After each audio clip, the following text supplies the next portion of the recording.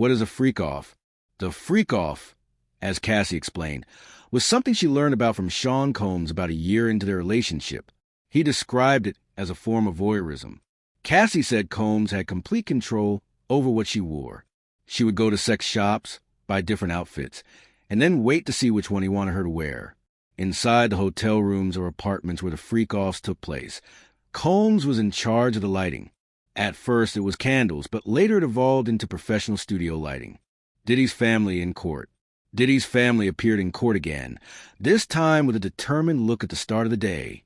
But by the end, his twin daughters, Jessie and Delilah, walked out of the courthouse looking downcast, barely saying a word. His mother, Janice, and his sons, King and Justin, were also present. Nobody was smiling. Security repeatedly asked people to step aside. "We need you to step to the side, please. Watch out. Watch your step. Give us space. Give us a smile." Day 2 of Diddy's trial. Day 2 of Diddy's trial is wrapped up. Prosecutors had a strong day in court, though it wasn't a complete knockout. Still, something major happened that could change everything. The prosecution's star witness took the stand. That witness was Cassie Ventura. When the courtroom doors opened, you could hear a pin drop. Cassie, visibly pregnant, walked in and passed by a man she had not seen in 6.5 years. The same man she claims violently abused her for over a decade. The prosecution also says this man trafficked her. Cassie removed her overcoat, turned slightly toward the jury, and often rubbed her pregnant belly throughout her testimony. Diddy looked more restless than the day before. He fidgeted, passed notes, and even pushed himself away from the defense table, where he sat leaning back. He and Cassie never seemed to make eye contact. Not even when she cried while recalling that she once loved him and that she participated in the freak-off sex parties because she feared him and wanted to make him happy. She said she felt worthless and disgusting because she never wanted to take part. Cassie's testimony. As Cassie continued, her testimony became more and more graphic. Yet her delivery never wavered. She spoke in a calm, steady, matter-of-fact tone. At times, she was even critical of herself. She walked the jury through how her 10-album record deal overlapped with a decade of abuse and sexual humiliation. She told the court that Diddy used to threaten her, saying if she didn't do what he wanted, he would release private recordings, what she called freak-off videos. These were graphic videos involving her and other people. She explained that he used them to scare her and maintain control. Is this love or a criminal enterprise? This raised a larger question. Was Diddy simply running an entertainment and fashion empire, or was he essentially running a criminal organization? At that point, a poll was mentioned. Viewers were asked, do you think Cassie Ventura was a victim or a partner in this? The poll results were confusing. 82% said yes. After clarification, it was confirmed that 82% believed she was a victim. Some argued Cassie was indeed a victim if the allegations are true. But others pointed out she was also allegedly involved in some criminal activity, arranging prostitutes, making payments, and bringing people in.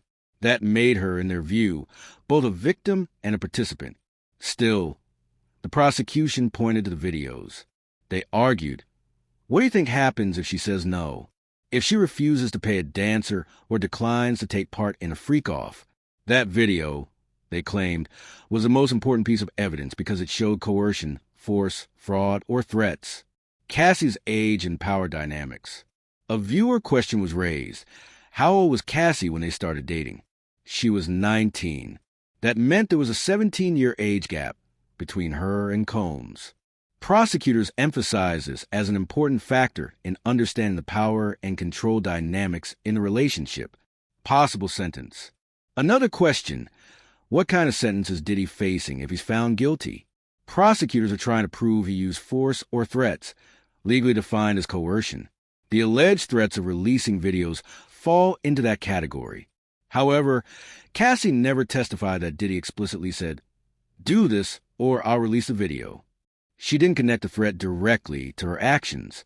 Without that clear link, the case is less of a slam dunk and leaves the jury to interpret her fear versus explicit coercion. Connections to Kim Porter. Cassie's testimony led prosecutors to draw comparisons between her allegations and what was said about Kim Porter, Diddy's former partner, who died unexpectedly in 2018. It was pointed out in court that Kim Porter had allegedly planned to reveal damaging details about Diddy before her death. Singer L.B., sure, who was once in a relationship with Porter and is the father of her son Quincy, has publicly said Kim's death needs to be re-examined. According to him, Porter appeared healthy before her sudden passing, and her reported cause of death, pneumonia, seemed suspicious. He and others argued that someone with Porter's wealth and access to doctors could have received immediate medical attention if she had been seriously ill. Some people believe her autopsy was either never done or done poorly. Conspiracies grew around how quickly her funeral was arranged, even involving details like the gold casket, which was allegedly prepared unusually fast. Cassie on coercion. Back in court, Cassie testified that she was humiliated and never wanted to be part of the freak-offs. She described how she once tried to bring up the issue with Diddy gently because she didn't want to make him angry. This, prosecutors argued, showed fear, but they emphasized that for the jury, it's not just about how she felt. The jury needs to hear evidence of what Diddy actually said or did to pressure her.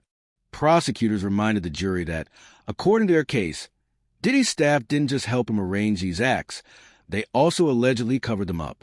Surveillance and control. Cassie also explained how Diddy kept tabs on her. He didn't live far from her, and if she didn't come to him, he would send security or trusted assistants to find her. When asked who these assistants were, Cassie named individuals like David James and Christina Coram. Both have appeared in past lawsuits connected to Combs, and prosecutors hinted they might later be called to testify. This was critical, because corroborating witnesses could strengthen Cassie's claims. If, for example, she testified that David James checked on her at Diddy's request, and then James confirmed on the stand, it would reinforce her credibility. Graphic allegations. Things turned more graphic when Cassie testified that Diddy or people he instructed urinated on her during freak-offs. The prosecutor asked, "Did you want that?" Cassie responded firmly, "No. It was disgusting. I choked. I didn't want anyone to do that." When asked why she didn't say no more directly, she explained that it was obvious she didn't want it, but she also feared his reaction. The defense is expected to push back, asking, "Did you say no clearly? Did he force you anyway?" They will argue that the law requires proof of force or threats, not just discomfort or implied coercion. Drugs and control. Cassie testified that drugs were always involved. She said Diddy provided cocaine, ecstasy, and weed, and that he encouraged her to use them before freak-offs. According to her, the drugs dulled her emotions, made her feel numb, and helped her detach from what was happening. She explained that this was part of control he had over her, not just physically, but mentally, how the freak-offs worked. The jury heard Cassie explain the logistics of these events. She would often scout for male sex workers or dancers. She used aliases to arrange payments, often through wire transfers or cash. Afterward, she was expected to report back to Diddy. Prosecutors highlighted this process as evidence that the freak-offs were not spontaneous, but organized and deliberate, another sign of coercion. Evidence presented. Several pieces of evidence were introduced in court. Texts, messages between Cassie and others, where she arranged logistics. Wire transfers, records showing money paid to dancers or escorts. Videos, clips Diddy allegedly recorded during freak-offs. The prosecutors pointed to these as proof that Cassie wasn't making up her story after fact. One of the most important points raised. Cassie said she never wanted to be part of these encounters, but Diddy allegedly filmed them anyway. Coercion and fear. The prosecution argued that the videos themselves became tools of control. Even if Diddy didn't always threaten her directly, Cassie testified that she knew the videos could be used against her. That constant fear, they said, is what kept her compliant. When asked how she felt afterward, Cassie said, "Worthless, disgusting. I would cry, but I didn't feel like I had a choice." The defense's anticipated argument. The defense is expected to push hard on the distinction between fear and force. Their likely argument. She continued the relationship for years. She arranged and participated in the freak-offs. She didn't always say no. The defense will suggest this shows consent, not coercion. The prosecution, however, is building their case on the idea that when someone has control over your career, your finances, and your private life, and holds explicit videos over you, consent is compromised. Domestic violence and assault. Cassie described multiple instances of physical abuse. She testified that Diddy beat her badly on several occasions. In one incident, she said she had to hide in a hotel for a week until her bruises faded. Video footage shown in court confirmed one particularly violent encounter in 2016. In the clip, Diddy is seen chasing Cassie down a hotel hallway, pulling her to ground, and kicking her multiple times. CNN published a surveillance video, which matched incidents described in her lawsuit. Even Diddy's defense team admitted that abuse occurred, but they argued it was domestic violence, not part of criminal enterprise or sex trafficking scheme. Cassie's role in coercion. Cassie explained how she was involved in the planning of freak-offs under Combs' direction.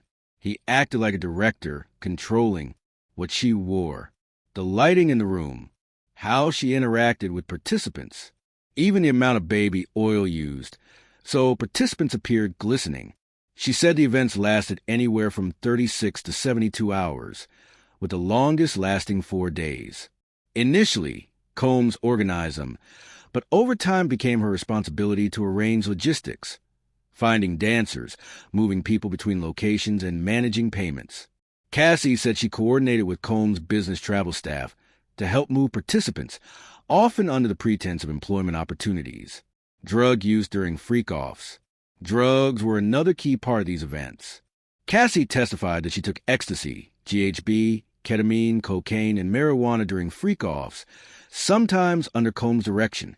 Text messages were introduced, showing her asking which pills to take, and Combs instructed her which ones. The prosecution argued this was all part of a control mechanism, making her more compliant and further demonstrating coercion. Psychological impact. Cassie explained that after the first freak-off, she felt dirty and didn't want to continue. But when she raised concerns in emails, Combs responded in a way that pressured her to continue. She wrote that she didn't want to participate. Combs replied, "I know you don't want to do it." Cassie backpedaled, feeling she had no choice. This highlighted the psychological abuse alongside the physical abuse, demonstrating fear and manipulation. Summary of Part 5. Cassie endured repeated physical violence. She was coerced into freak-offs through fear of threats, abuse, and psychological manipulation.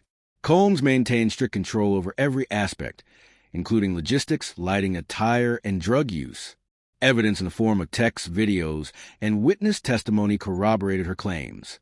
Cassie's emotional testimony.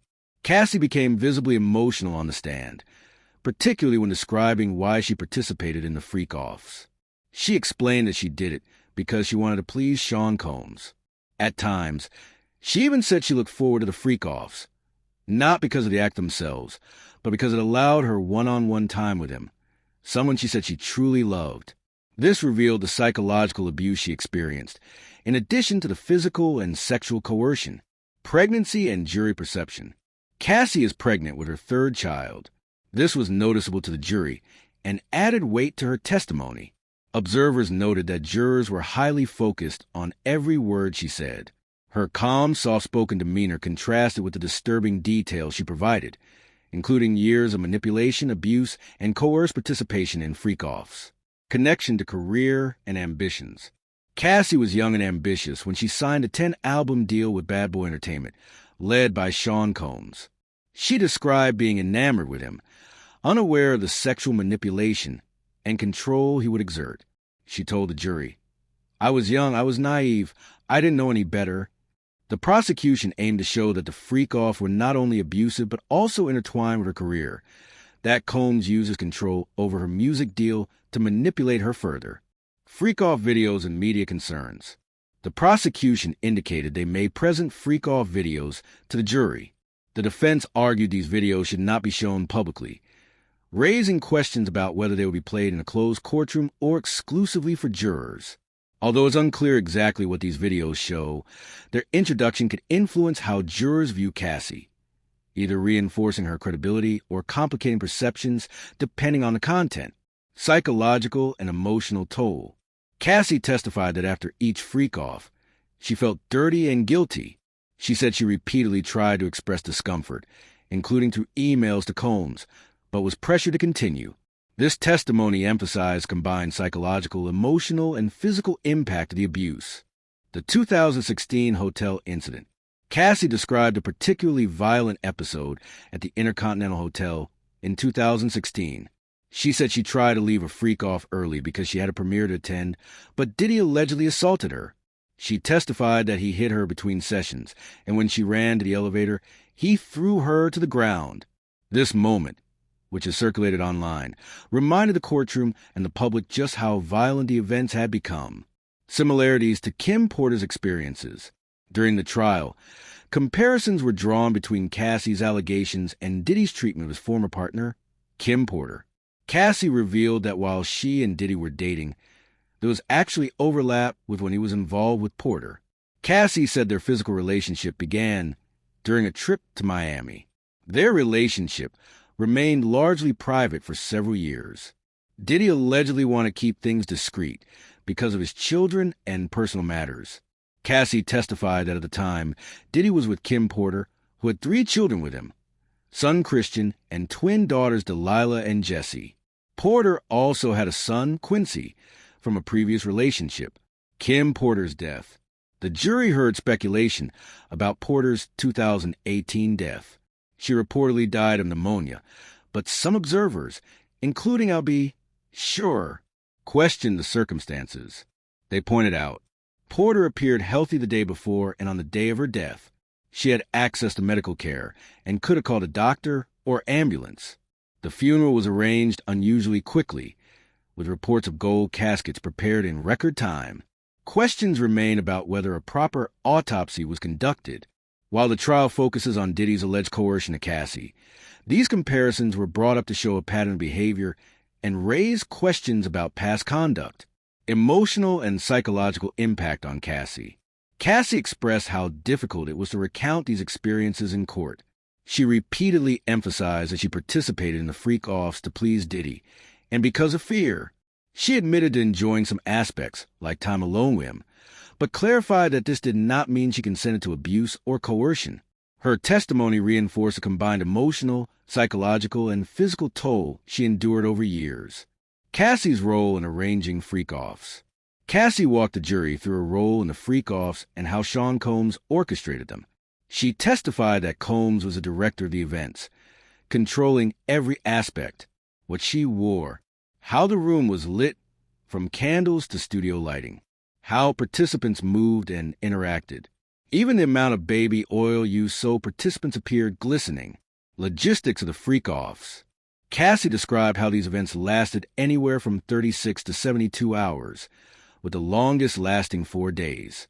Initially, Combs organized everything, but eventually, she became responsible for logistics, finding escorts using Craigslist or other services, helping participants travel to various locations, including Miami, Ibiza, New York, Los Angeles, and Las Vegas, coordinating with Combs' business travel staff to move participants under the guise of employment opportunities. She explained that even though she was arranging these events, Combs still maintained strict control over how everything was executed. Drugs and control. Drugs were an integral part of the freak-offs. Cassie testified that she used ecstasy, GHB, ketamine, cocaine, and marijuana during these events. Text messages introduced as evidence showed that she would ask Combs which pills to take, and he directed her choices. The prosecution argued that this drug use was part of Combs' coercive control, making her more compliant and detached from the abuse. Attire and psychological control. Cassie also testified that Combs dictated her clothing for these events. She would buy outfits from sex shops and consult him on which to wear. This was another method of control, showing his involvement in every detail, not just logistics, but her appearance and behavior during the events. Prosecution's argument. Prosecutors emphasized that the freak-offs were not spontaneous or consensual events, but carefully orchestrated, highly controlled situations designed to coerce and manipulate Cassie and other participants. Even though she had to manage many logistical tasks, Cassie testified that she did so under fear and pressure, never truly feeling she had a choice. Freak-off videos as evidence. Cassie explained that Diddy recorded the freak-offs. These videos, prosecutors argued, were tools of coercion. Even if Diddy didn't always explicitly threaten her, the videos were a constant reminder that he had control over her private life. She testified that the existence of the recordings made her fearful and compliant, knowing that refusal could result in exposure or punishment. Psychological manipulation. Cassie repeatedly emphasized the emotional and psychological toll. She felt worthless and disgusting after participating in the freak-offs. She feared the consequences of refusal or complaint. She was pressured to participate to maintain favor with Combs and protect her career. Her testimony painted a picture of someone trapped in a cycle of fear, coercion, and manipulation over many years. The jury's perspective. Cassie's calm demeanor contrasted with the disturbing content of her testimony. Observers noted that jurors were laser-focused on her words. The combination of her young age at the time, her career ambitions, and the power imbalance with Combs were highlighted as key factors in understanding her actions. Defense strategy. The defense is expected to argue. Cassie continued the relationship for years voluntarily. She arranged and participated in freak-offs. She did not always explicitly say no. This line of reasoning is intended to suggest consent. However, prosecutors countered that the power imbalance, threats, and coercive environment undermined true consent. Impact of pregnancy. Cassie's pregnancy was noted during the trial. Observers speculated that this may have added weight to her testimony and impacted the jury's perception, highlighting the emotional stakes for her while recounting years of abuse.